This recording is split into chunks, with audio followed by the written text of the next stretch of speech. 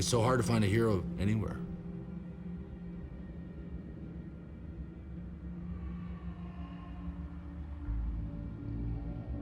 I was proud of that hitman character.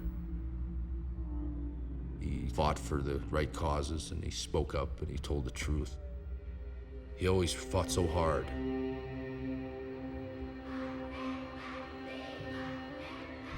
I loved being a hero to people around the world. You think of India, where these kids showed up and waited for a whole afternoon for me just to come to the school. They couldn't believe it was like a god coming to the school. They really believed in you, and they really loved you. This is real. This is something you could never buy.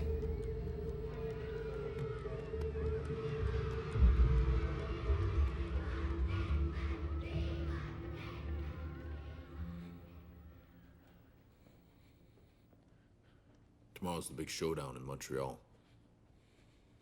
That's probably the biggest fight of my whole life. This great story I've been living for the last 15 years to come to an end. I talked to Vince, and he goes, "You have to lose to Sean in Montreal." I can't do that. I can't do it. I described it to Vince, I just assume blow my brains out would be the same, about the same, what you're asking me to do.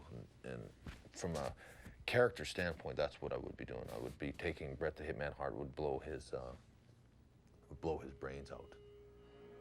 When people say wrestling, you know, they talk about wrestling not being real. It's far more real than people think.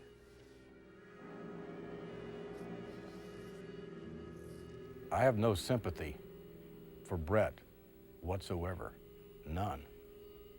I have no sympathy for someone not doing the right thing for the business that made him, not doing the right thing for the fans and the performers and the organization who helped make him what he is today.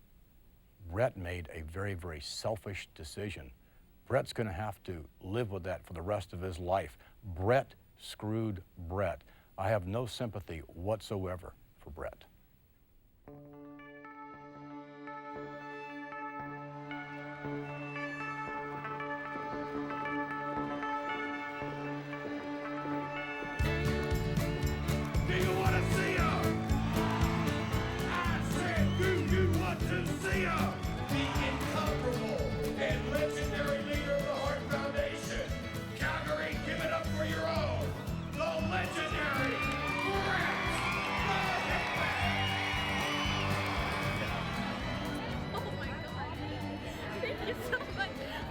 Cheering so loud for you tonight, and we're gonna have this big sign that says "We love you, Bret." Oh, good. Thank you very much. I've been a professional wrestler for the last 20 years. Most of that time I worked for Vince McMahon in the World Wrestling Federation. It's gotten really big. They say every week, 500 million people watch it all over the world. Shall we? All the years I've wrestled, I still get this dream, and I can't stop it once it starts. And it's that same line. They're playing you music for the second time, you know. It's like, and I'm never up stark naked, and I'm like the last match or something. And I've been telling myself all along, like, you dumbass, you should have get ready, please get ready. And I never listen. I'm always, you know. 3, 2. You know, I made a promise, and I stick to my word, and I live up to my promises. And that promise is that I'm going to be a World Wrestling. What's going to happen in the SummerSlam? Am I really going to? And I promised all my fans across Canada, and I thought. Fred, what's the deal? You think you're pretty? No, I don't think I'm pretty. You think you're pretty? You think everybody want to play ha-ha with you, man? I didn't say I was pretty, and I don't want to play ha-ha with anybody. See, he looks like and acts like my wife. Very bad combination. Hell on wheels. He looks like he has the easygoing disposition, but he has the personality of a rattlesnake.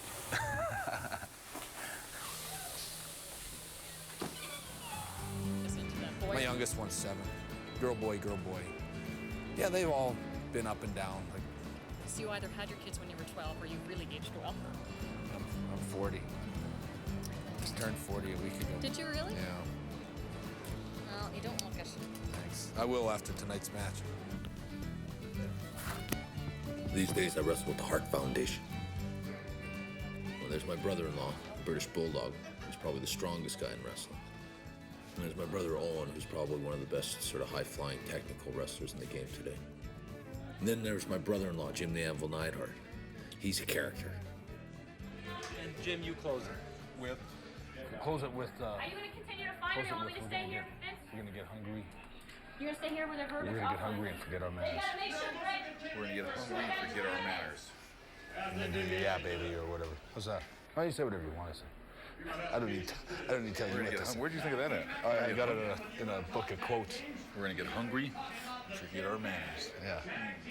How about this one? We leave no man untested. Leave no man untested.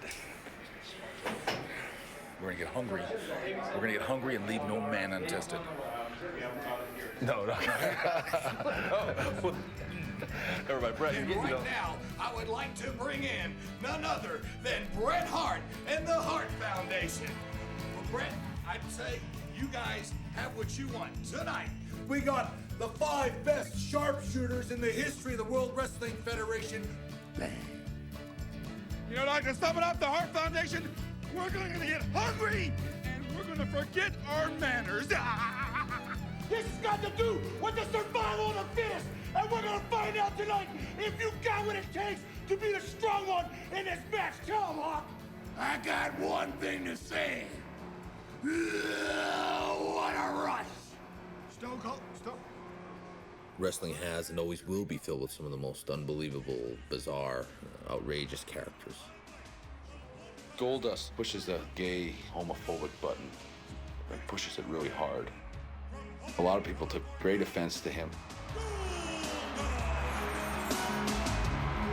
And I'm Samuel, and I'm managing these guys tonight. I flew in from Saskatchewan.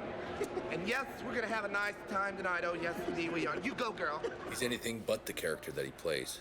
He's a Texas hick with cowboy boots and country music. It's a male soap opera. It makes you crazy. Some people, I think, ask wrestling are they a real sport, but it's not sport. It's sports entertainment. It's there to fulfill your needs, to give you something extra to look forward to. It's fun. There's not a whole lot of things in life that are fun anymore. You have your favorites, you cheer them. You have your people you don't like, you boo them. You know, you don't have to worry about somebody punching you in the face because you boo them, because that's their job. Vader, he's a big baby. You know, you can hurt his feelings really easily. Cut the music! It's time! It's time!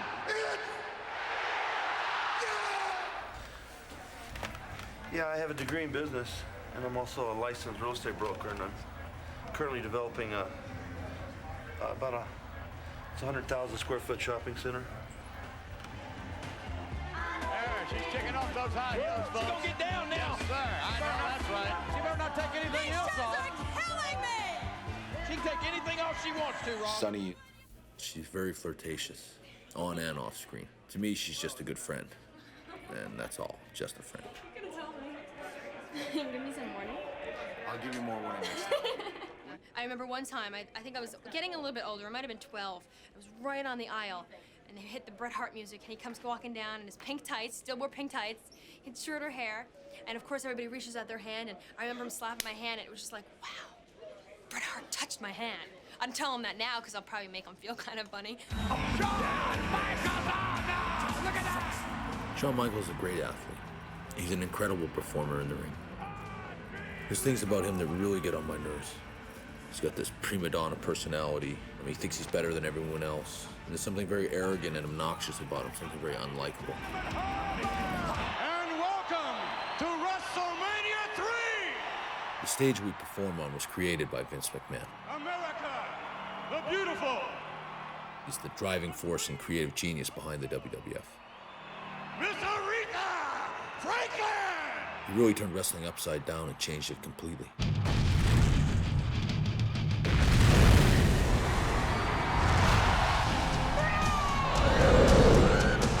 Go get him, champ. And me, I'm Bret the Hitman Hart. Now, your kids are pretty safe if they're watching me on Saturday mornings. I send out a pretty wholesome message. The Hitman stands for sticking up for yourself and to never quit.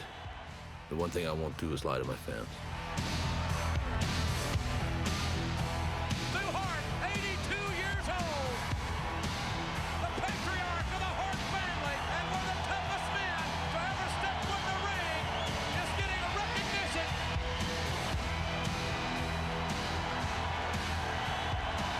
A real hero of the Wild West. Here come the grandkids. I've really only worked for two promoters in my whole career, Vince McMahon, and I've worked for my father, Stu Hart. I spent most of my career trying to prove myself to Vince. But deep down, I guess I know it's always been about my dad.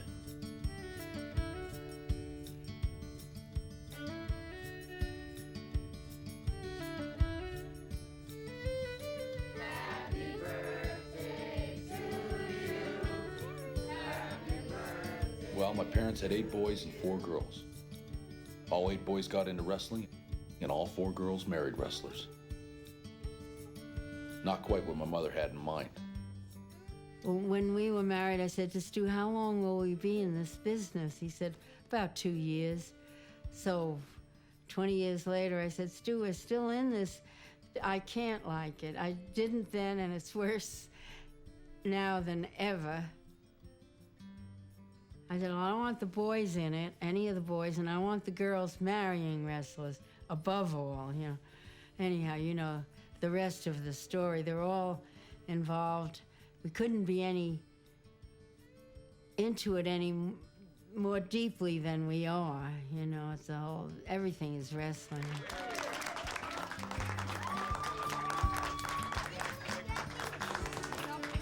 The person I've always longed to be or tried to be is you. I mean, over and over I've tried to think like you, and what would my dad do in this situation? Well, no, I wish you were true, all the good things they said about me. Oh, they are true. How are you? It wasn't easy growing up with a legend for a father. He told us stories of how hard life was and how tough and stubborn his father was. In a dispute over some land, his dad wound up in jail. Stu and his 2 sisters ended up in a foster home.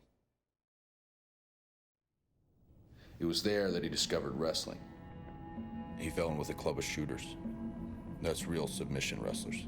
They had a great time stretching Stu and pretty much grinding him up. The idea of the game was that they would give you so much punishment that you'd just give up and not come back. Oh, they'd put your head in between your knees and pull your knees up over your head, and your head would be getting blue by the time you got out of there. And they would crank you up as tight as they could make you without actually separating life from the body, you know. Every day I was stretched pretty good. And I was anxious to learn, anxious to be a bully, you know. Stu never gave up. It wasn't long before Stu was giving out all the punishment. To dish out that kind of pain and receive that kind of pain, that's sort of what made a man of you. Yeah, I got a lot of that in me too. You survive by taking the pain in, getting hit, hitting back, being very physical, and letting out all your aggressions. I think you grow up with it. It helped prepare me for professional wrestling, where you have to be able to take a lot of abuse. Those early days with my dad helped me come up with a submission hold of my own, my finishing move, the sharpshooter. You win when the other guy tells the referee that he can't take the pain anymore and he gives up. It takes a lot of skill and a lot of talent to make it all look real. My personal philosophy on wrestling is that the real art of professional wrestling is to do it like full contact and everything. To do it, you should never get hurt. If you ever get hurt, it's because somebody did something wrong, and you should never hurt anybody else. Like I can do wrestling. I've been wrestling 20 years. I've never hurt anybody. I mean, it's been full contact and very physical. But when you come back to the dressing room after, you should be able to put your boots on and go home, and like you had a long day, but you no more than a football player or anybody else. But to purposely or intentionally hurt yourself or hurt someone else, is like, there's no art in that. 50 pounds! Watch my punches. My punches are very incredible. You watch them and you go, he connected on all of those. I've kicked people full blast in the face. But do you ever wonder for 1 second, like, why there's no big bruise after? You know, there is an art to wrestling. But people never come up and say, you're a hell of an actor. They always come up and just go, you're a phony. You're just a phony wrestler. And it seems like I've been defending wrestling my whole life. When I was growing up, to the other kids, we were just this weird wrestling family. And they loved to taunt us. They like to call us Hart Fart, which was, oh, I hate that. Most of all, they tormented us about wrestling. They used to say that my dad was a fake, that their whole wrestling business was a fraud and a joke. And the worst thing they could say, that it was phony, that your dad's a phony. That was always the one thing that got you started. My sisters got teased terribly. They were often in tears. This went on for about a year or two. I remember Georgia was really miserable. She was crying just about every night, you know. I mean, it was horrible. Your whole life was being just ruined by this. You didn't even want to go to school. You know, every once in a while I'd say, you know, my brothers are going to come and beat you up one of these days. And But I knew that there was this big kid that had been bullying my sister quite a bit, Georgia, and he was much too big for me. But this one kid decided Bret probably wouldn't be so tough without the brothers, you know. And this kid had 2 years on Bret and was a fairly salty little bully, actually. And so after school, he decided that he was going to go at it again with Bret. And I remember I sat and I thought about it, and I thought about it, and I thought about it all afternoon, and I finally decided that I could beat this guy. It came down to one big showdown, kind of like at the OK Corral. I walked out through the gates. I remember there was a teacher that wished me luck. I was pretty much going to get my butt kicked. I walked into the alley for the big fight. I threw the big wild punches and stuff, and he got his hands up right away again, and I took him down, and this time I made good on it, and I hammered him into the ground and really pounded the crap out of him. And they hoisted me up on their shoulders. And it was really strange because I remember when I won the title, all the wrestlers came in the ring, which I had no idea they were going to do. I think Vince McMahon sent them in, and they hoisted me up on their shoulders.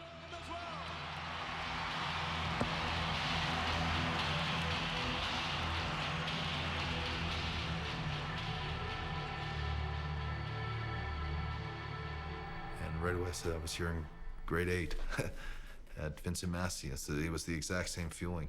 It was one of those great moments in life, you know. You just, finally the hero prevails. What the other kids didn't understand was that to all us Hart kids, it was all real. All you had to do was walk into the living room and hear the sounds that came out of the dungeon, out of the basement. These guys screaming for their lives.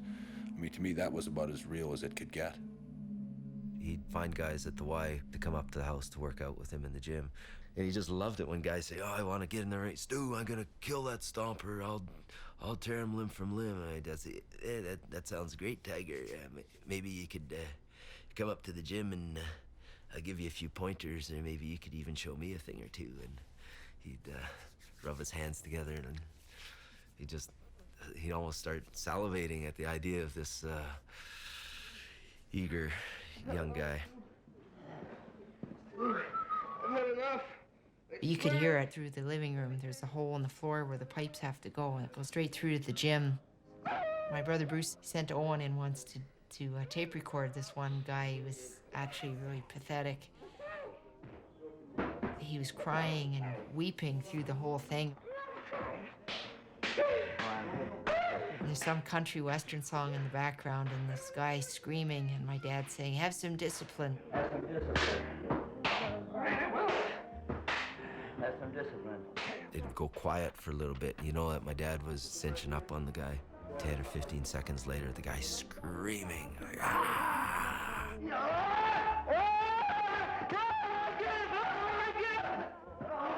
That was the measure of a man. Just to see who would submit, who would give up. And it was based on pain. You didn't give up unless you couldn't take it anymore. So you're going to show where you stretch all those people? So you're going to show us the dungeon? I might try to show a move or two. I'm ready. Yeah. I'll take some moves, sir. It sounded so terrible. This guy was sounded like a sadist and almost a psychopath. You got to know my dad to know that he isn't. He's just a big, gentle, loving guy. You feel that? Oh, yes, sir. I don't want to hold this fellow in this position forever because it's pretty. I don't feel my arms, sir. You see, you got a lot of push here. And then I shove with my chest here. See. I shove him. I can feel it. Can you feel that, Tom? Oh, yes, sir. Red here, Oh, yeah. Rosie. Yes, sir. And by taking this arm back here, like here, it's not much pressure on her. No. But you just ease his hand in the position here. It's a matter of separating the body from the fast. I got the power here to... Stop it, sir. Stop. Soon he'll go to sleep. Oh, yeah.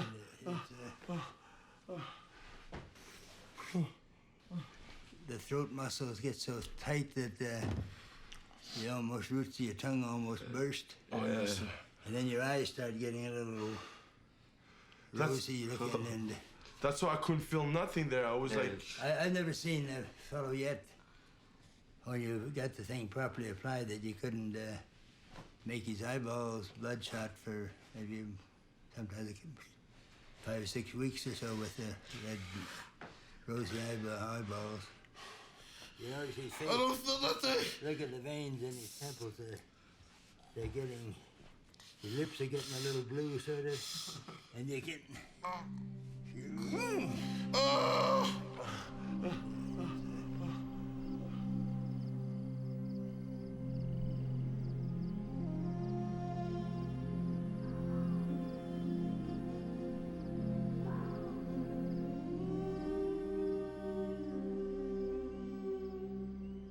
I can remember my dad squeezing me so hard that the blood vessels would break behind your eyeballs, kind of thing. And you go to school the next day with blood red eyes.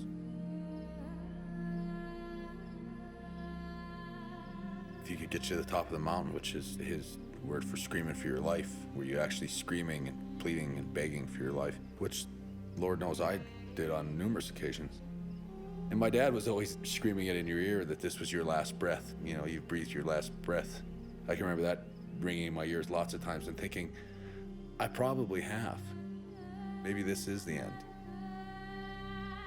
I often sort of envisioned the newspaper headlines sort of spinning around going, professional wrestler goes too far. And then he would just get up and leave. I was deathly afraid of my father. I see through my father's eyes a little more, and I know that it must have been a real tough thing to do to raise 12 kids. And I have great respect for him now, and I think of a lot of what he did. It was the way kids were raised in those days. Just how he was brought up. When I think of my dad's dungeon, I think all the sort of the real pain and the guys really screaming out. And maybe that's the difference between me and my dad. So I'd much rather have like a little toy rubber guy down here screaming.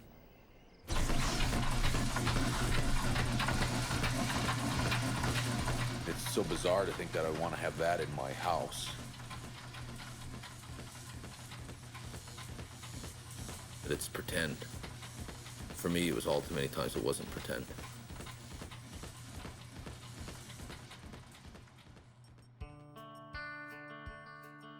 And I never had any desire or plans to ever become a professional wrestler.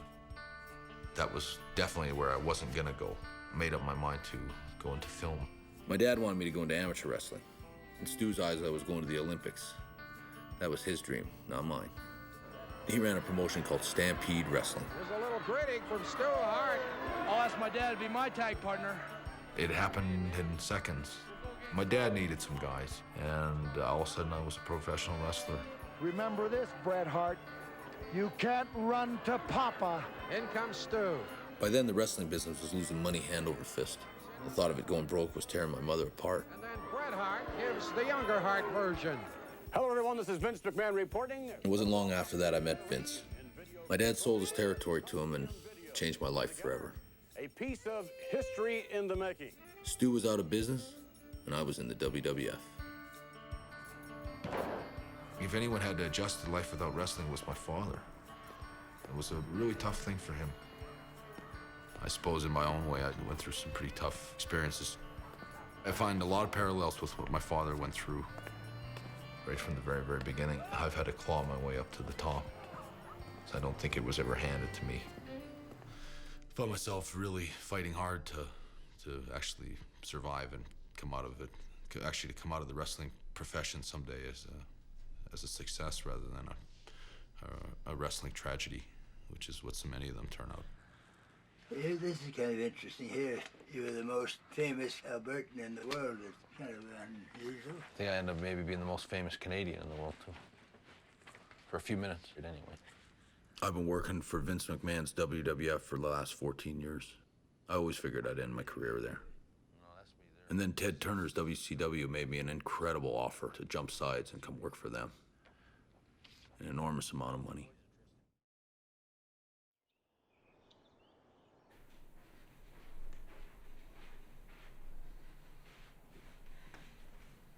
How you feeling?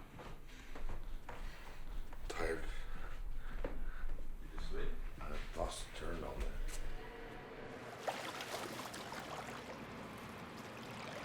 Probably the biggest decision of my entire life. They've offered me $9 million over 3 years, which is, you know, when I got into wrestling, beyond anything I ever imagined.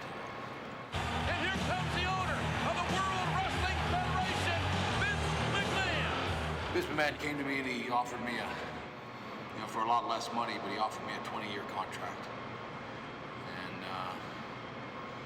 you know, right now it's like I have a really tough time kind of putting my loyalty and everything in front and trying to figure out what's the right thing to do, because money's not always the most important thing.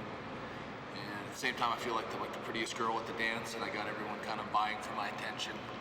And yet at the same time, this is like a major war between these two huge companies.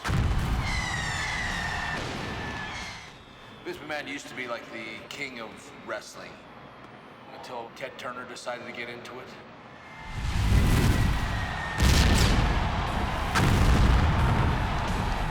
From my standpoint, and for a little guy from Calgary, these two huge, giants in the world are fighting over me. My contract is up, and I'm free to go anywhere I want to, and it should be a really simple decision. Just take the money. I've always wanted to make some money and finally go home and be secure.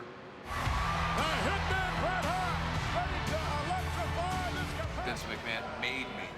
He gave me the stage to work on and the opportunity to show everybody that I was the best of them. Unbelievable. Congratulations. Congratulations. The fact that he gave me that chance and made my dreams come true is something that weighs really heavy in whatever the decision is that I have to make. The thing is, should I stay or should I go? And for me, $9 million is a lot of money.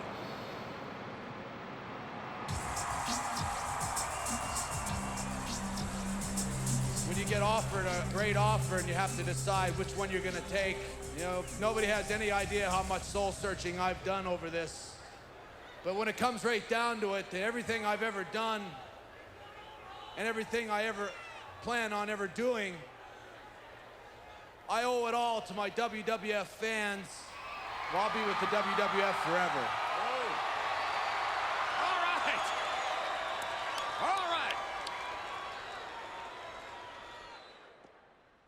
And you wouldn't even be the only wrestler in the neighborhood. The Shrieking Sheik lives just 3 doors away. Hey, I'll take it. I mean, you have to show some common sense, you know, and first of all, you have to do what's right for your family. But I mean, how much money do you need sometimes? I found myself torn between trying to do the right thing for my family and at the same time show my loyalties. You can save money with a can rail pass. Japan. Europe. What is Canada? That's right. Mars. Yes, Father. A lot of peas, Dad. You know, I think my relationship with Vince McMahon was always sort of like a father. And I sort of saw myself, if I left, it would have been a little bit like leaving my dad, especially when the chips are down. You know, the WCW is breathing down his neck. They've overtaken him in the ratings. It's easy to jump and switch sides then and say, well, thanks for everything. Loyalty is important. So I was back in the WWF. It wasn't long before I had a match in my own hometown, in front of my father and Vince McMahon. This was going to be a big show for me. Go up and pull Vince's jacket like this. I can remember my first meetings with Vince. I was always very suspect of him, a little awestruck by him. It was a little bit like my relationship with my father as a kid, where I was intimidated by him and I didn't want to get in his way. God almighty, you're getting big. You ever grown in those feet? You're gonna be like, one day you're gonna be looking down on your dad, you're gonna be walking up like this, you say, Dad, I don't want to do that. He'd be like, Dad, Mom wants you to leave the room now. Vince has creative control, and he decides the direction of all the matches. All right, go mess around. Go bother the headbangers or something. All right? I gotta just talk. Once the story's all set, it's up to me to work it all out. I figured seeing as though Stu and all my brothers were there, we might as well try to involve them somehow in the storyline. Maybe you should come in on this thing here. Dave? Yeah. Can you come back in that room and work, if we don't work some stuff out? Yeah, I know, I'm just telling him. Once I've worked out a general plan with Vince, I usually search out Pat Patterson and figure out how the match will go. And Smith can be like trying to get on, and finally, when it's over with, he can jump in the ring, everybody else can jump in the ring. Yeah. But these two should be fighting with, explain it to them. He's one of those guys can visualize what's going to happen in a wrestling match. I see it all happen before it ever happens in my head, maybe the way a movie director does. You need to hit him, I guess, from behind with a big drink. Yeah. When you hit him with the drink, he's going to turn around. The rail there, eh? Yeah, you're on the other side of the rail. Yeah. You want to give the impression that Steve is going to supposedly think that Stu threw the drink, which is bullshit. Just tell him to get Could close. even be Stu's drink, which would be funny. He gets Because closer. remember, Austin... Hello, Jerry! We are across the border! Oh, cowboy for a day! Jerry the King Lawler, check that hat out! The king of the cowboys, McMahon! Brett said, come on, dag out. Guess not get mad, you know. I was ready to do his spot there. So we have to get ready to go home. Just not get mad. Somebody's got to tell somebody.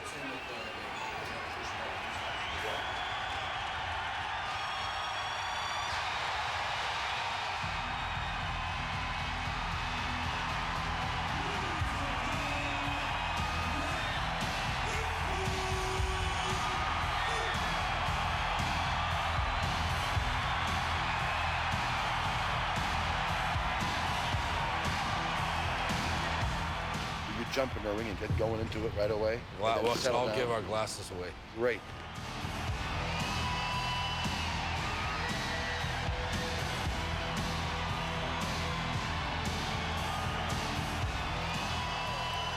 And then you jump in the fucking Roll in the ring again. and then just go. Me and Steve. Just go bing, boom. Everyone else powders out. You know, smoke clears and it's you and Steve.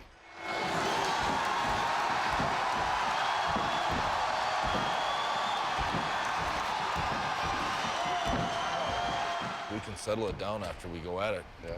And Steve can go toe-to-toe, get it up, and then settle it down, maybe. Right, because you have to settle it down if you're going to do 40 minutes.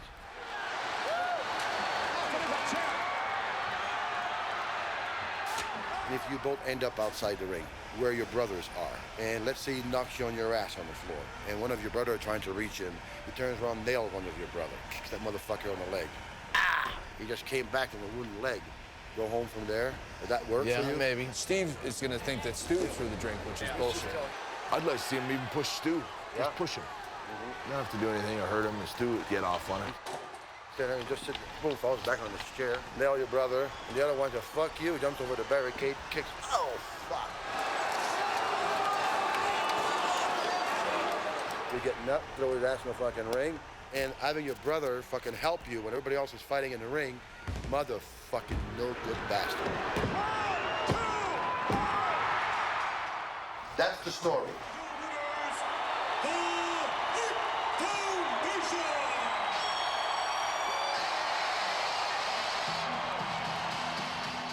But behind the curtain, it's anything but fake what it takes to become a professional wrestler. We push ourselves to the limits, and even the best wrestlers have accidents.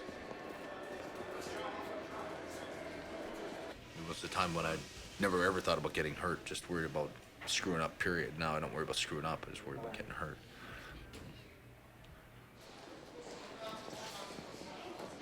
Did you ever hear the story, boy, when I broke my sternum? You know what a sternum is? That's this bone right here. Right there. I don't even know if you got one. Right there on me.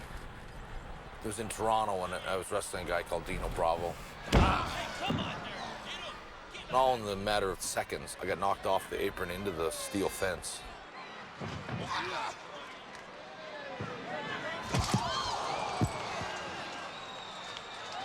I had just hit the fence across my entire chest and sternum. I broke all my ribs. Thought I was suffocating. I didn't know if I'd punctured my lung. I didn't know what happened. I just knew I got hurt really bad. I couldn't take a breath. And I think the most horrible part about it was so many people on the front row there screaming at me to get up, you phony. It was scary, you know, that people actually thought this was all part of the show. For all I know, I could die here on the ground. The wrestler I was wrestling finally came out of the ring because I couldn't speak. He assumed I was okay and proceeded to stomp me across the chest. This guy was really strong, just picked me right up and tossed me back in the ring. He was a wrestler I didn't particularly want to lose to. There was a 1-2, and I put my foot on the ropes, which was my own dumb move, but I just refused to lose to this guy. He stomped me a couple more times, and eventually got myself counted out, and they took me out of there in an ambulance. I was out for about 7 weeks. They promised me they would look after me. But after a while, I realized that the checks weren't going to get any better than a couple $100 a week. So I was back in the ring way sooner than I should have been. Ladies and gentlemen, a reminder to visit your World Wrestling Federation concession stands. Man, you're gonna have to walk on my neck. My neck is killing me. You know where it's killing me? Right there. Those muscles right there. Right there? Right there. Oh, yeah. You gotta walk on there with your big feet.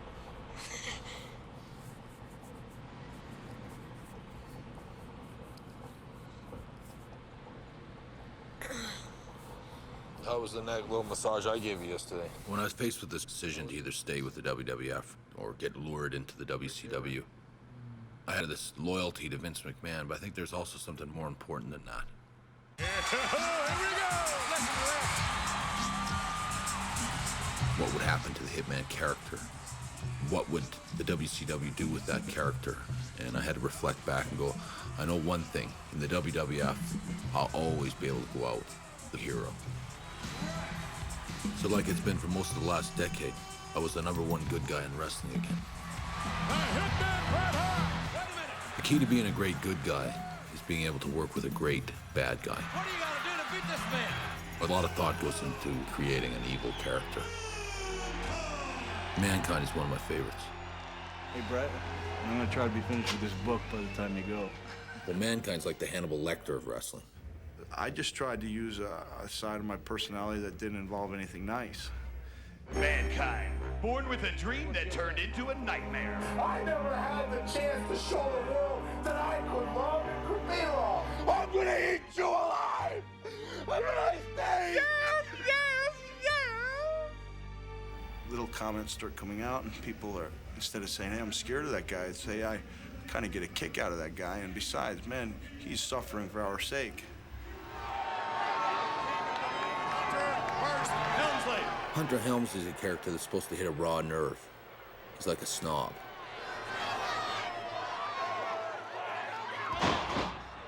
He's a character that fans will never love.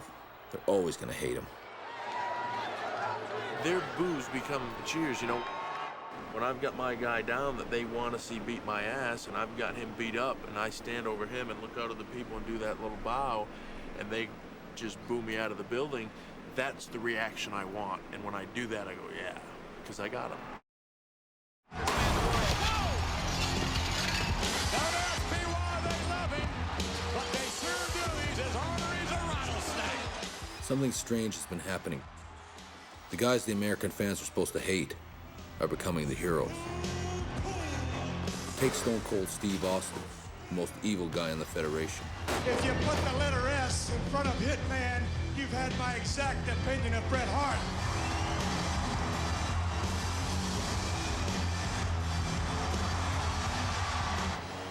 The fans started to turn against me and really get off on him. I'm like, he's so bad, he's cool.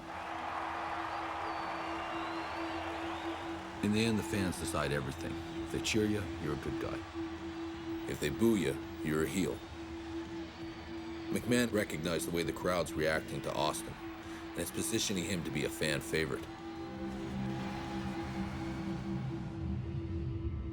I don't think there are any good guys anymore. People seem to be sick of good guys. McMahon talked to me about changing my character. He wants me to turn heel, become a bad guy. At first, I was lukewarm to the idea. I've always taken so much pride in being the hero. Finally, he sold me on the idea.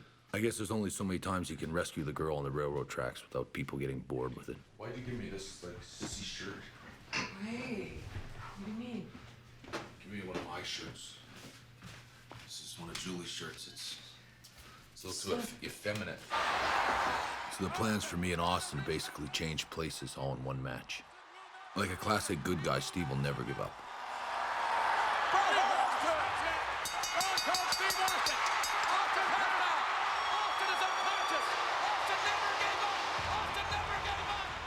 And like a real villain, I'm gonna kick him when he's down. Wait a minute, what's Bret doing? Good God! Come on, Bret!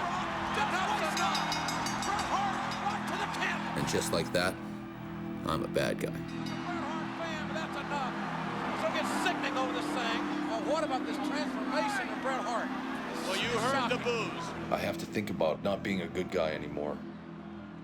You end up kind of finding the vein of reality in it. And I found that. My feelings towards the fans and saying, you don't have any heroes anymore. You don't believe in good and bad and right and wrong. If you cheer a guy like Steve Austin, then I can't accept you anymore. Oh, whoa! No! And the truth is, I don't see the fan side of it. I can take that thread of reality and sew it into my storyline and make it work for me. I don't have a problem being the bad guy, as long as I don't sell out my true fans. I don't want to become this slimy bad guy wrestler just to appease Vince McMahon or to sell tickets. So you don't sell that really cheap. You just go, okay, hey, it's just a wrestling show. I've learned that it's not just a wrestling show.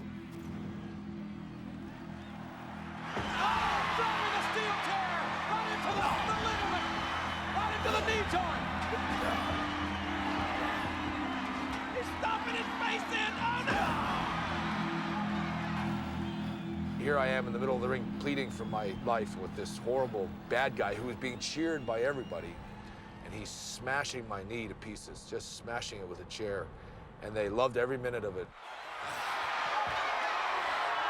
Look at these sadistic fans! But when you put yourself in my shoes, you go, what a bunch of cold-blooded people that they would turn their backs on me and allow this guy and cheer him on to do that to me and to end my career and that's really been the underlying premise or theme all the way through my character is right. Open the door. Watch his knee. I told you we're going straight down. Steve Austin got rid of the driver and commenced beating me up in the ambulance. It was one of the best shows they ever did. He's inside!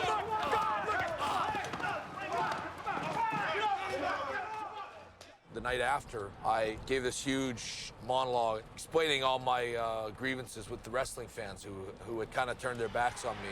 Nobody glorifies criminal conduct like the Americans do.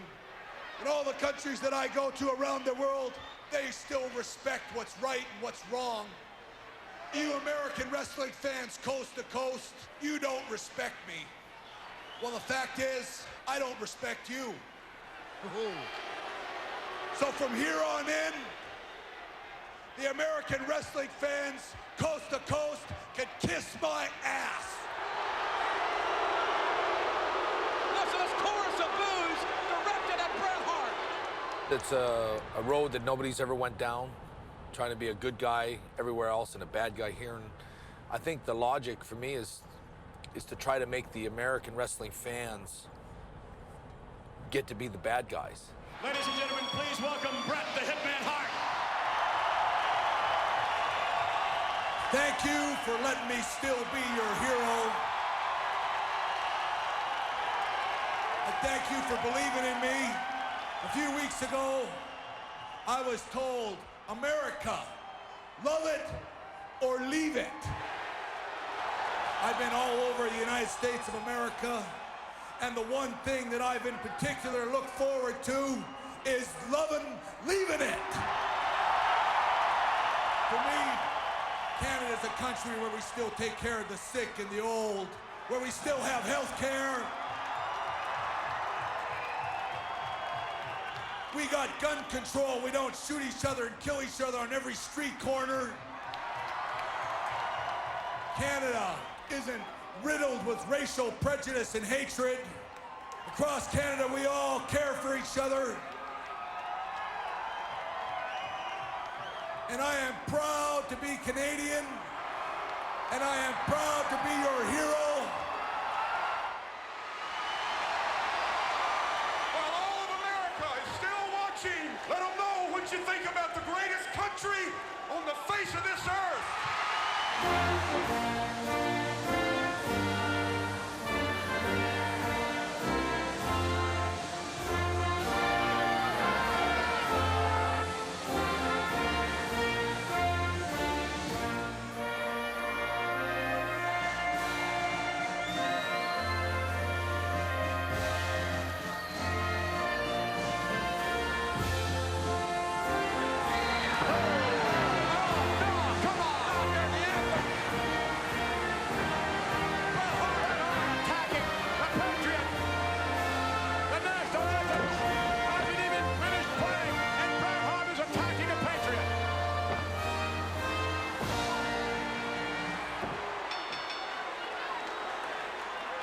Last week, I said the United States of America was one big, giant toilet bowl.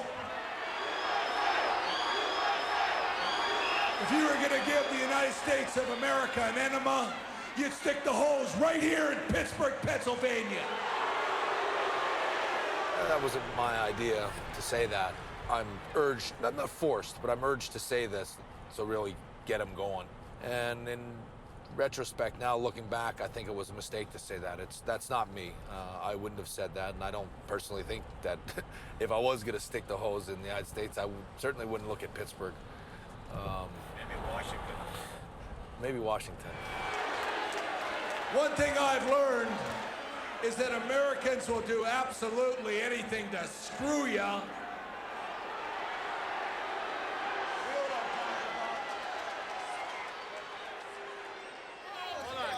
Rest in peace, Bret! Rest in peace! Why does Canada suck? Because they said we suck. They started this war. Hey, USA's gonna finish it! Undertaker's playing under USA!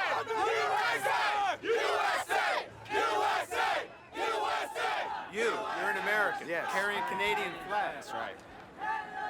Why? Because the American fans are way over. They're just too patriotic. I wear this shirt. I took this flag out there.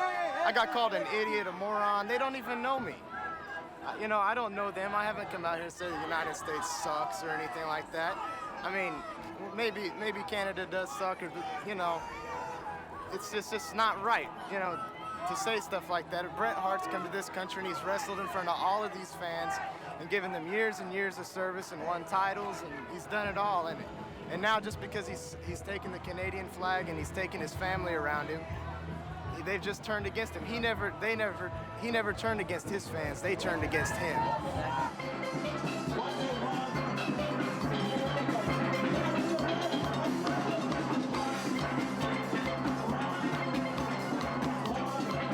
Canada is a bunch of crybabies.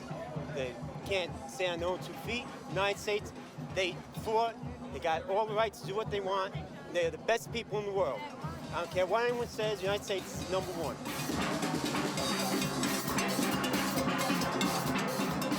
Well, don't we as Americans say that we love our children? How do we love them if we got a fool like Stone Cold Steve Austin and Shawn Michaels, one running around in Playgirl with a belly button ring in it, and don't even realize one thing: more men look at that magazine than women.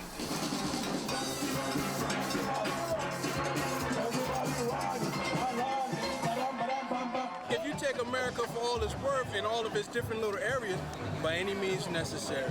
Just take a look at corporate America, and I need not say more. Any means necessary. They step on a little guy and they take what they want. Win any way you can. Bret, I think that's one grape that needs to be squashed. And tonight, The Undertaker will bury his Canadian ass. That's all I have to say.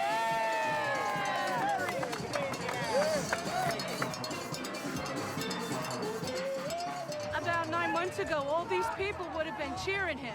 I don't think they would have been saying stuff like this. This is really disgusting. I like Bret Hart because he has family values. He's loyal. He really genuinely likes his fans. Even though he may hate what the morals of America, there are some people who believe in exactly what he believes in, you know? He really inspired me to do many different things with my life. He taught me that I had a gift to take it to my fullest extent. So now I'm going to school for computer graphics. And I owe it all to Bret because 4 years ago, I wouldn't be going to school, and now I'm gonna graduate. Because I just didn't believe in anything else. When I started liking Bret, everything changed.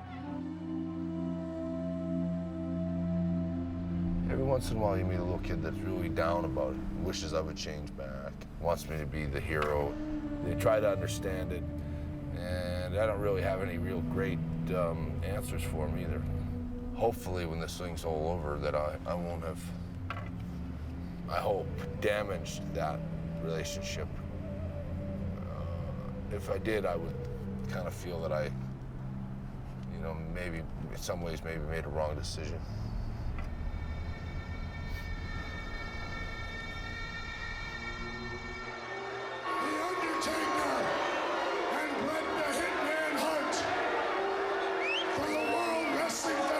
Championship, and I will be the special referee. I'm still kind of worried about this thing with Shawn in the sense that I'm not going to lose all my heat to him, am I? I mean, they're going to... I don't think so. What, you have any idea what kind of finish you guys are going to do? All I know is that Shawn's going to cost Taker the match. Is Shawn going to be a heel then? That's what I understand. Yeah. So it's almost like he's going to scoop my heat. What's going to happen in the next matchup? Shawn Michaels cares about his own career and obviously also cares in a negative way as it relates to the hitman Bret Hart. What sort of emotion is Shawn Michaels feeling as a guest referee? Are you kidding me? Shawn Michaels' ego is so big that it's got its own zip code, McMahon. All he cares about is what his hair looks like out here tonight. And you know what? Speaking of The Undertaker, Shawn Michaels, I mean, he's so full of himself. When he goes to a funeral, he's upset because he's not the corpse. He wants to be the center of attention. And tonight, some kind of way, he will manage to be the center of attention in this match.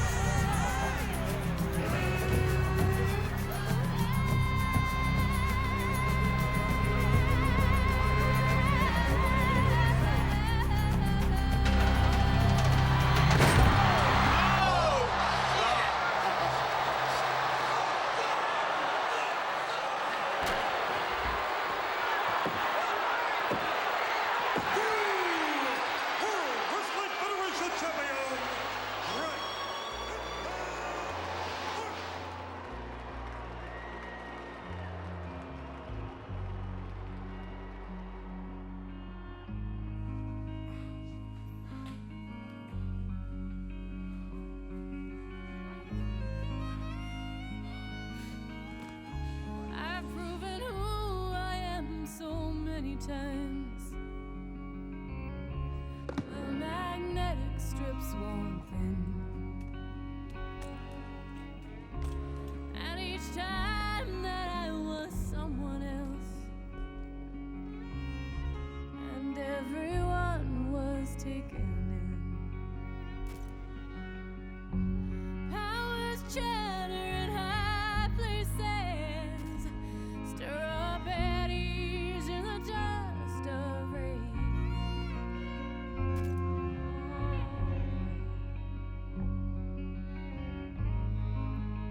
Set me to pace in the cage.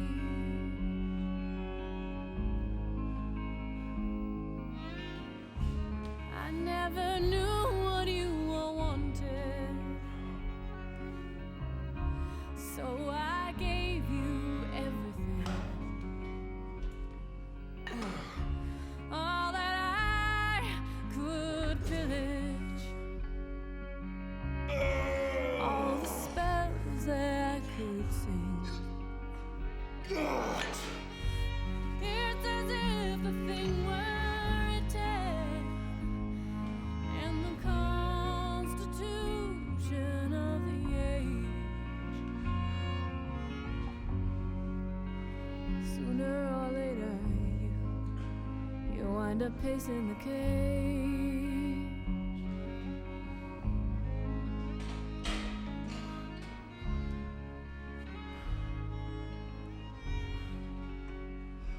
I think he's got about another 10 years of wrestling left in him.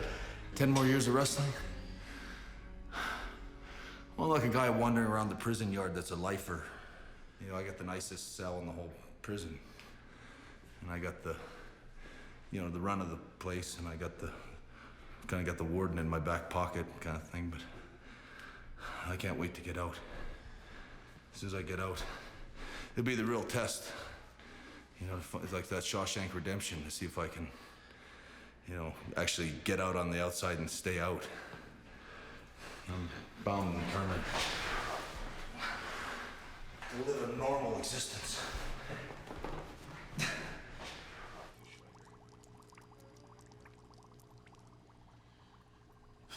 Bud, you got that thing ready? Because I can come up and look at it now. I've been gone a lot, which has been unfair to my wife. Julie's been left with most of the dirty work. I can't say I've been the greatest husband over the last 14 years. Punch him, Dad. You're throwing me around pretty good there, boy. Push those buttons, Dad. I asked you, you told me not to push those ones. I said push those buttons. Those are move buttons. Maybe the hitman can win one this time.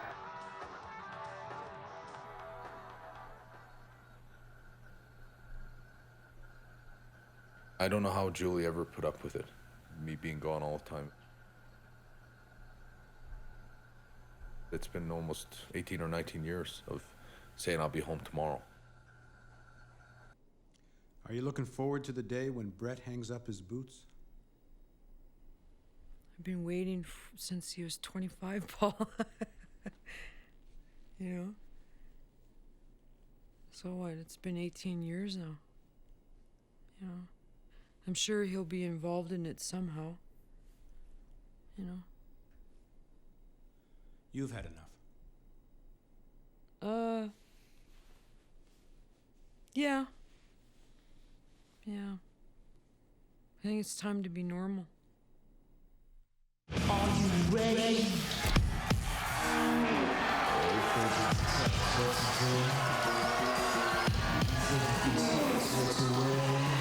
To the masses. Break it down.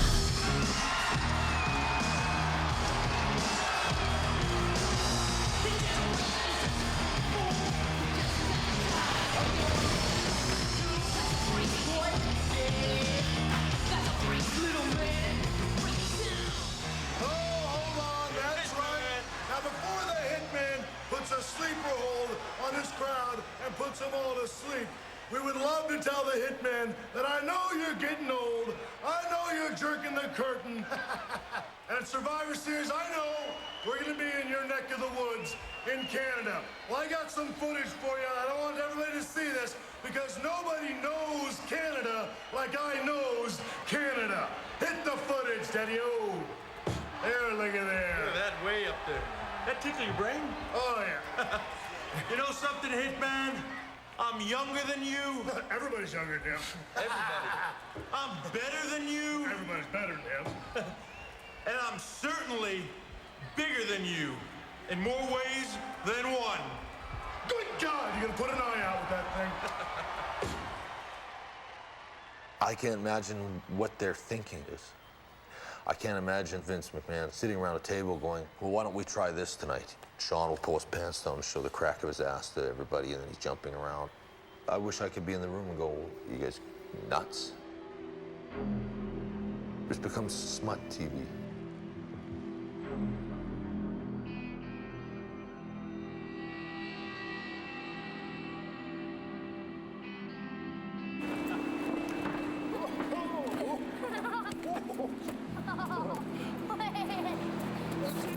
Here we go. Quick, cover him. And as far as Shawn Michaels goes, your days are numbered, because our paths are gonna cross without a doubt. I am the best there is, the best there was, and the best there ever will be. And New York City, you know it.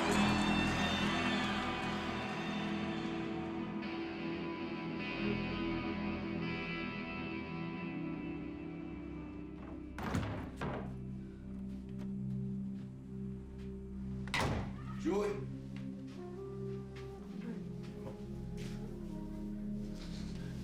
He says he can't afford it anymore.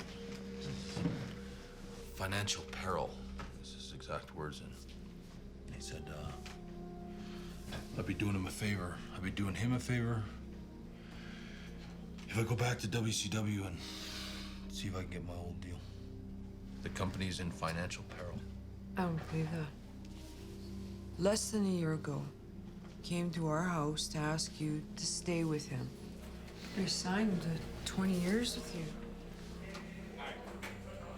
I think I was sorry when I signed the deal. Bret had leveraged himself against Turner's operation and bid himself up so much, and everyone around me at that time was saying, oh, my, you can't let Bret go. I listened to them.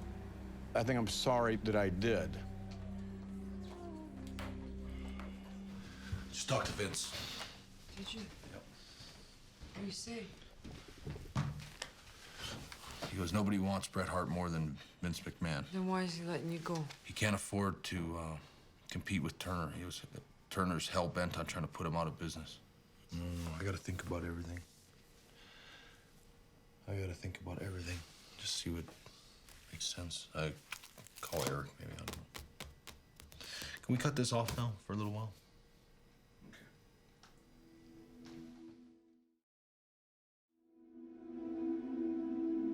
The WCW called me. I thought the deal had fallen through. And they said, what is it gonna take to bring you here?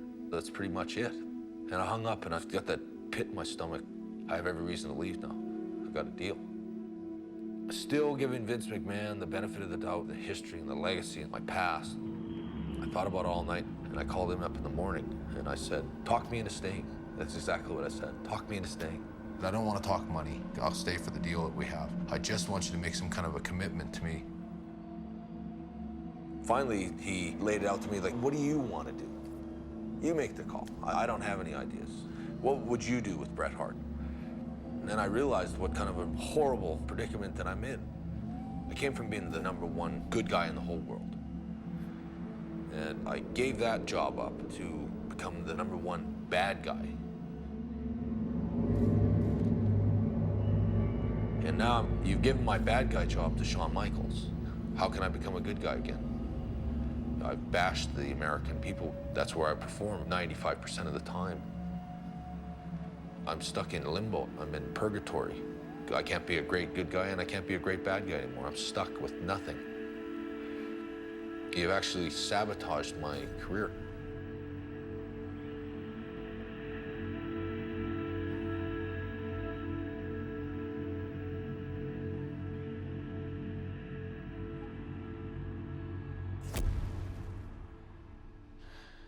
finally finally ended my career. 14 years with the WWF. But I can't help but feel really heartbroken and disappointed that that I left this company. And I punched in the numbers, and I remember I really had to just wait and hesitate before I pushed the send button. And I watched my career end in about 20 seconds, just. 4 more weeks and I'm out of the WWF. We've all agreed to keep my leaving a secret. But I'm not going to shut up about how I'm feeling about where wrestling's headed. Off the record with Michael Lansford. A week before the Survivor Series in Montreal, and wrestling fans are buzzing. On the card is Bret Hart and the Heartbreak Kid, Shawn Michaels. But the real fight is between Hart and the king of the WWF, Vince McMahon. Hart says it's a raunchier, sleazier WWF, not fit for kids. Hart fired the opening salvo, challenging the creative direction that McMahon is taking wrestling. It's got a lot more raunchier, a lot more sexual. The show's very, very sexual, and I think in a bad way. I don't think you watch wrestling for sex. I don't think it's become something presentable to your children. Like my kids won't watch the show anymore. None of them, not even the teenagers. And it's just become something I don't really want to associate myself with. Vince McMahon disagrees, and here's his answer. We in the WWF think that you, the audience, are quite frankly tired of having your intelligence insulted. We also think that you're tired of the same old simplistic theory of good guys versus bad guys. Surely the era of the superhero who urge you to say your prayers and take your vitamins is definitely passé. He says that there's no good or bad anymore. There's no black or white, just shades of gray. According to Vince, then, is there no right or wrong anymore? In a way, it's a little piece of sleight of hand trickery he's doing here. We could have complex stories that won't offend kids. You can have moral relativism without having racist or sexist slurs. It's a way to justify anything as being okay, whatever's convenient at the time. It's a way to justify if they want to do men beating up women, if they want to do racism. Since there's no good and evil, anything is allowable.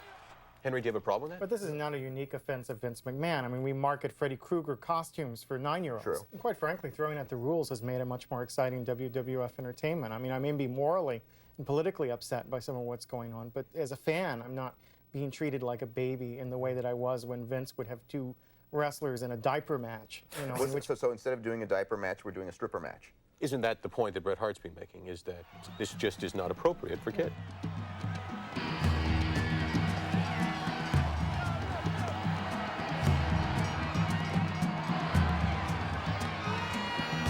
I went public with my feelings about the WWF's creative direction.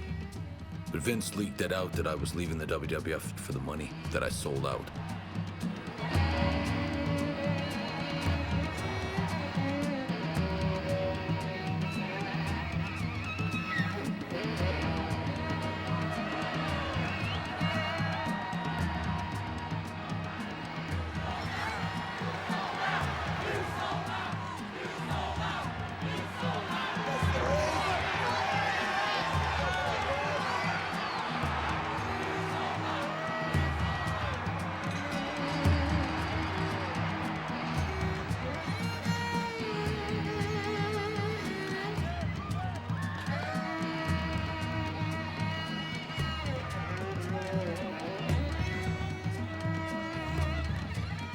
Detroit would be my last show before the match in Montreal. Fans were starting to get really, really hot, and I was starting to get as emotional as they were.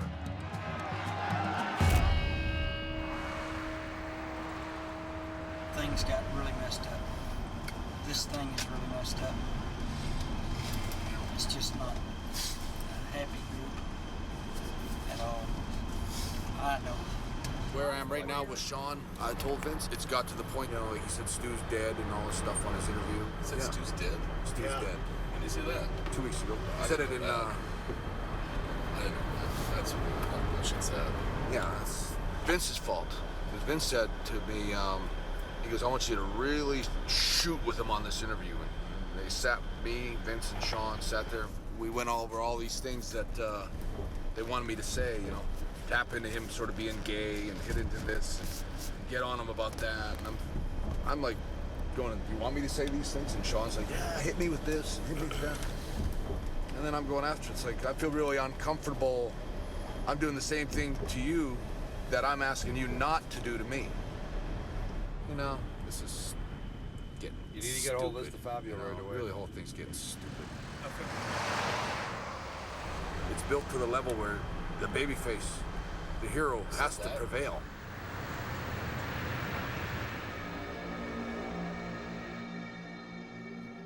I talked to Vince and he says I have to lose to Sean in Montreal. He told me I can't have me showing up on the WCW TV show wearing his belt. I said I would never do that. I said, fine, if you want me to drop the belt, I'll drop the belt, but not in Canada. He insisted. Says I have to lose in Montreal. I said, you told me I could leave any way I wanted, and now you're throwing this at me? This is really strange. I've never said no to Vince McMahon. Ever.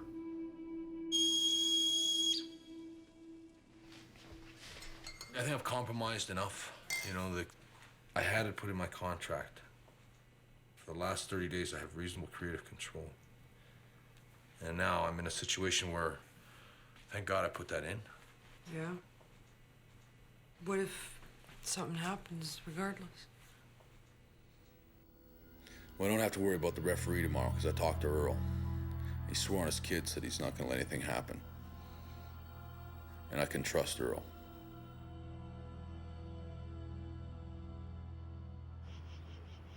I told him, Vince, that it would be a blow now to me, beat me in Canada with the momentum that I have as a Canadian hero. And it'd be a blow to most of the people across the country, which ultimately will affect my going into the WCW now.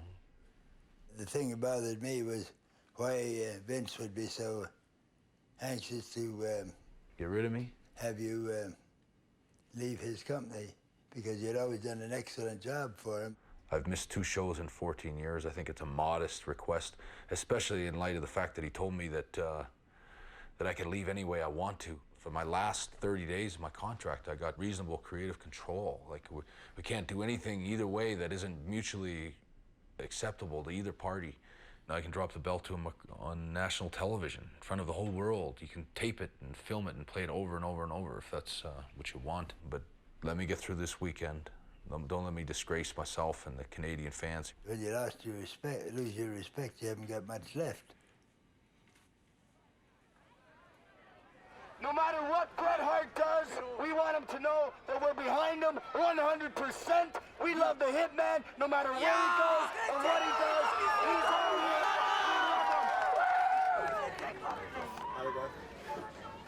Thanks for coming out and seeing me. Okay? I love you, Bret. I love you, We TV. love you, You're Bret. the best. We love the whole Hart Foundation. They rock. You're the best. Like, he sees Sean and it makes him sick because his children are watching. He doesn't want his children exposed. Bret speaks the truth. He will always be my hero. He's always my hero. Always our hero. I love him with all my heart. Tomorrow's the big showdown in Montreal. It's probably the biggest fight of my whole life.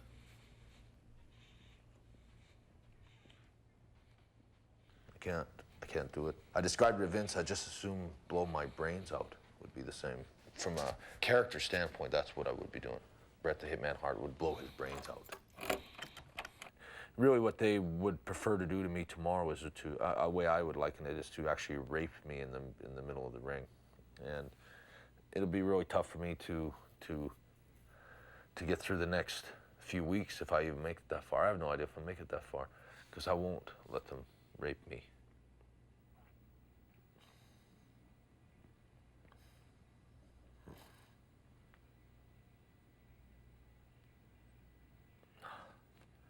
Anyway, it was hard. The whole thing's been hard.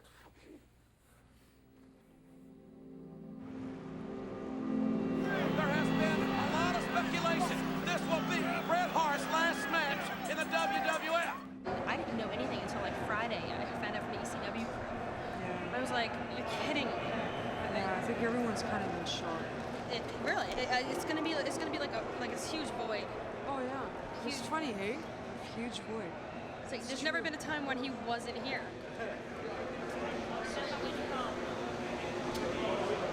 Breaks my heart. I was like, oh.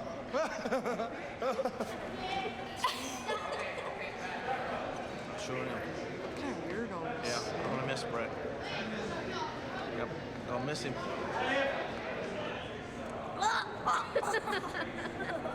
That's gotta hurt. It's all right, no problem. Yeah, I'm gonna stay in touch. I'm gonna call you guys. Make sure we say hang out. Is he doing all right? Okay. Yeah, he's okay. All right. Okay. So we're gonna hang out.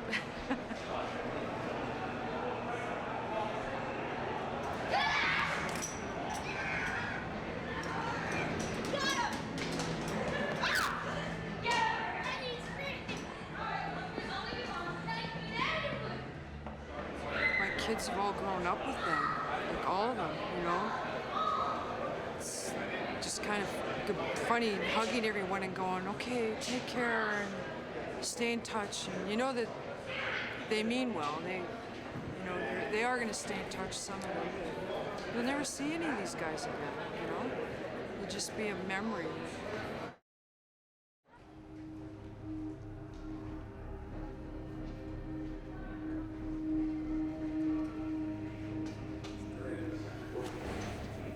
A lot of guys here that are friends. With me. Apparently everyone knows me.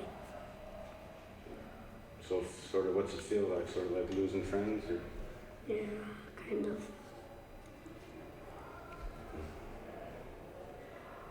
Do you understand why your dad's moving? Uh-uh.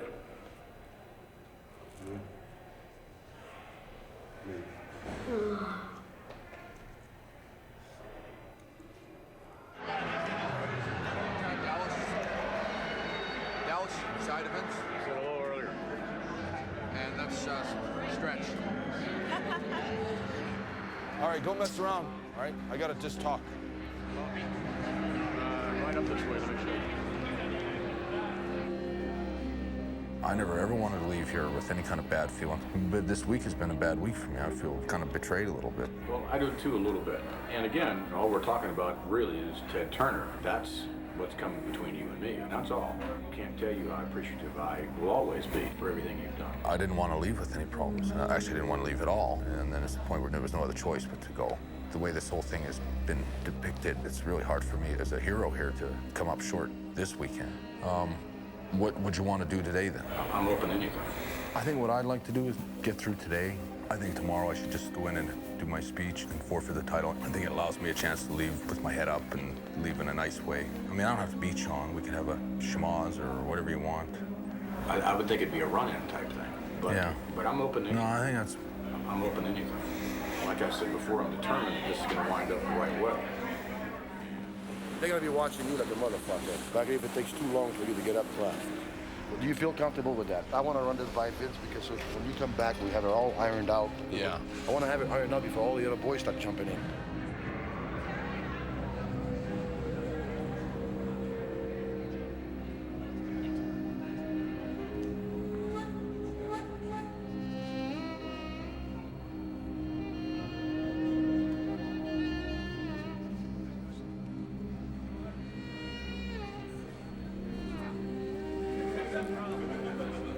It's okay.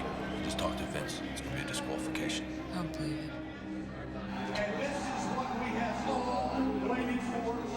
So Vince finally agreed that I didn't have to lose the belt.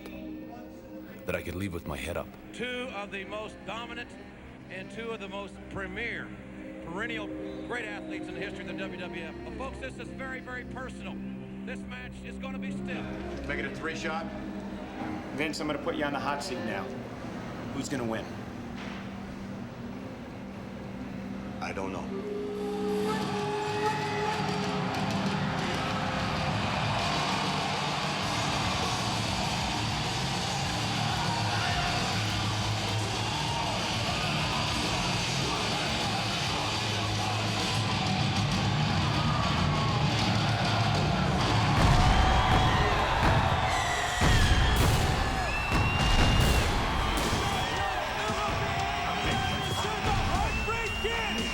Shawn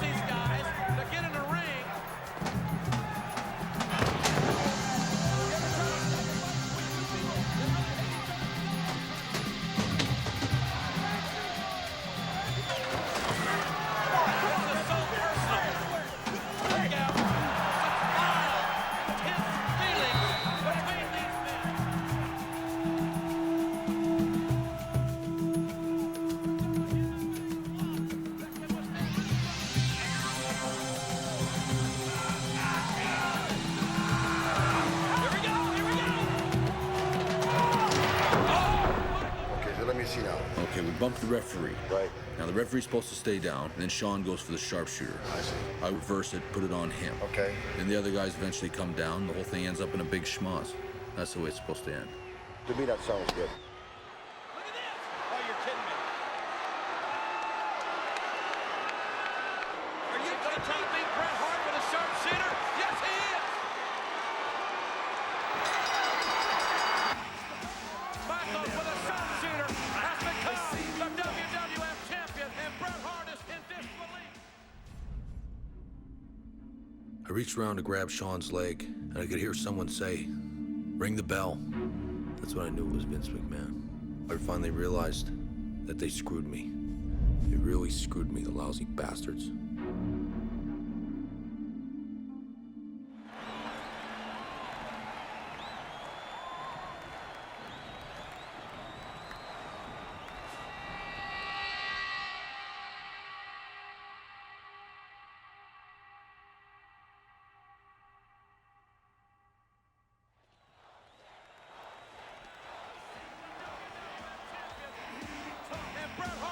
In disbelief.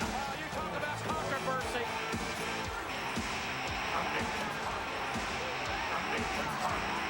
This crowd is living.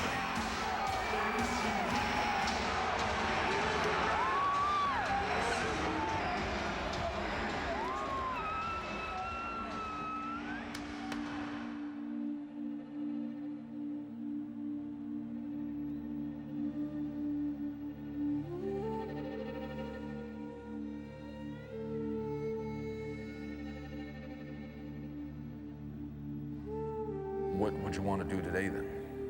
Trying to rack my brain, thinking about. I mean, I don't have to beat Sean. We could have a schmoz or whatever you want. I think it allows me a chance to leave with my head up and leave in a nice way. Whatever you want. Okay.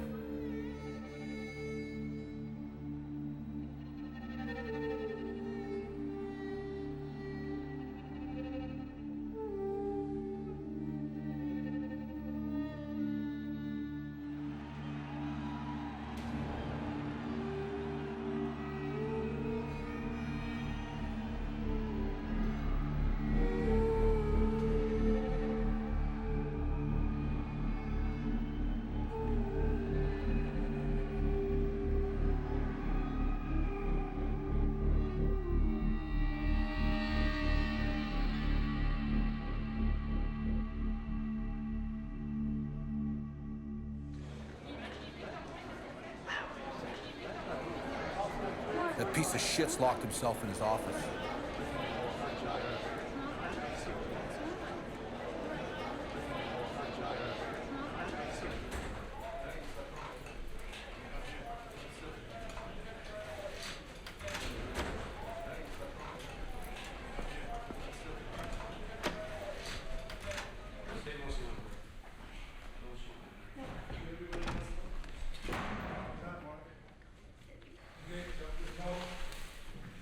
Sean, you weren't in on that? Fucking idea. I didn't know. God's my fucking witness. My hands are clean of this one, I swear to God. He's yelling at me out there. I gave him the belt when I came back here. I will not have any part of it. Hey, Vince. Swing around, get the shot. Maybe you guys should. These guys are like, okay, let's get out. Okay, close the door. So that's here now? So would you guys all have a meeting this afternoon and decide the whole thing? Don't give me that shit. Because you guys knew it. Swear to God. You knew it from the very beginning. All of you. I swear to God, I knew nothing Yeah, well, about swear to this. God all you want, but someday God is going to strike you down. I mean, Yeah. I know No, you're don't upset, even- but... No, I am upset. I had nothing to do. I didn't know anything You about had just this. as much to do with it as the rest of them. I knew nothing about it. I'm sure you didn't. I'm sure you didn't. That really sucks, you know. You all go back to the hotel and have a big laugh, right? A few beers, you know. Just remember someday, Hunter, what goes around comes around. I had nothing to say, so I knew nothing. Yeah, well, you don't have anything to say. I knew nothing about it.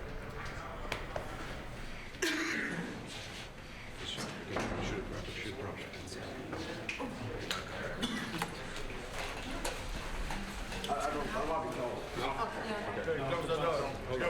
Bret wants us in there. What happened? Somehow Vince ran into my hand, but I drilled him. You know, about as hard as I could. Knocked him right out. You knocked out Vince McMahon with a punch? And I told him to get out. Don't look at the camera, try and look from...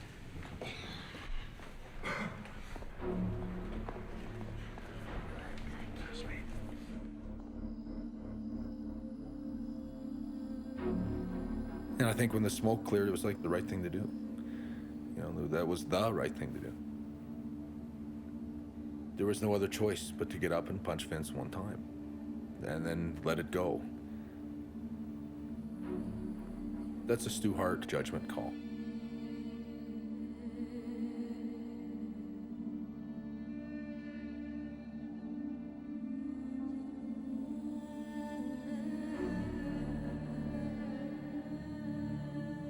If you had the opportunity to speak with Bret, because you know he's watching, what would you say to him now? It's too bad that a 14-year relationship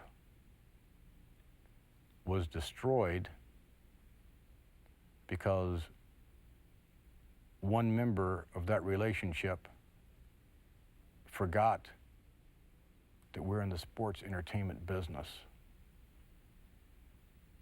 Forgot where he came from. Bret Hart screwed Bret Hart, and he can look in the mirror and know that. Vince McMahon has always had this mentality about treating wrestlers like circus animals. All these wrestlers that have broke their backs making this living for years end up with nothing when it's over. And then they sort of take you out back and they put a slug in the back of your head and dump you out in that's the life of a professional wrestler. And in my case, the demands that I made and the things that I won over from a contract standpoint were all demands that put the power back into the wrestler's hands somewhat. Maybe that's what they want to do. Maybe I was becoming too powerful, and now it's time for Vince McMahon, the promoter, to tear this guy down. Maybe it's just something that he just wanted to prove to himself that he could still do it. I'll never know, but I know that he was wrong.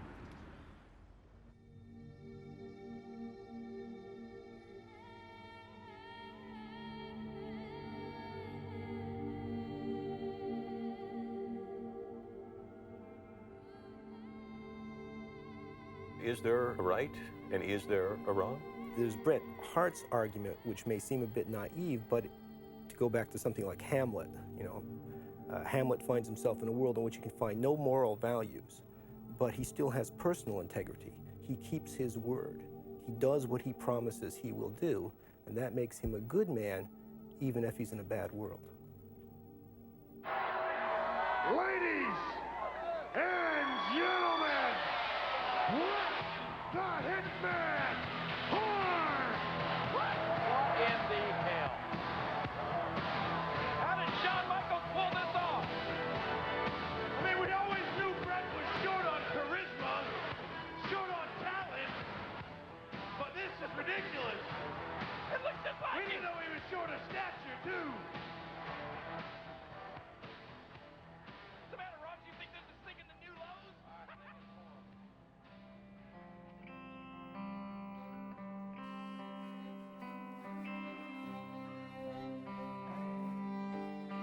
It's almost a fitting end to the Hitman character because he never sold out and he never lost his integrity. Bret Hart came home, he's fine. What they did is they murdered this Hitman character.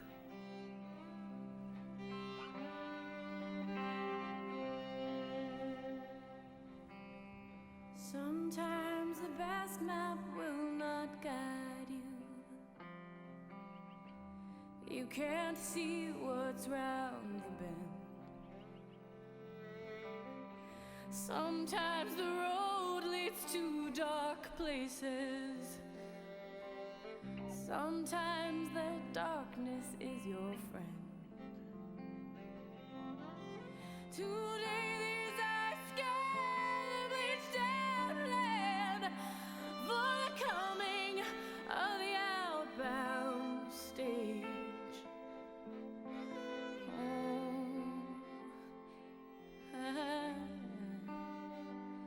pacing the cage,